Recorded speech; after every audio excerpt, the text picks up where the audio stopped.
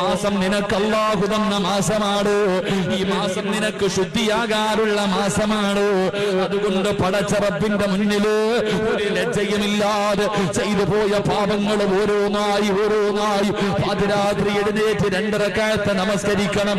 ആരും കാണാതെ എല്ലാവരും വീടിന്റെ അകത്ത് കിടന്ന് ഉറങ്ങുമ്പോ രാത്രി 2 മണിക്ക് 2:30 3 മണിക്ക് ഈ എഴുന്നേറ്റിട്ട് ബുധപെടുത്തിട്ട് നിസ്കാര പായിക്കകത്ത് കയറിയിരുന്ന് വീടിന്റെ വാതിലടച്ചിട്ട് റൂമിന്റെ ലൈറ്റ് അണച്ചിട്ട് പടച്ച റബ്ബിന്റെ മുന്നിൽ സുജൂദിൽ കിടന്നിട്ട് അല്ലാഹുവിനോട് പൊട്ടിക്കരഞ്ഞുകൊണ്ട് പറയണം, നാഥാ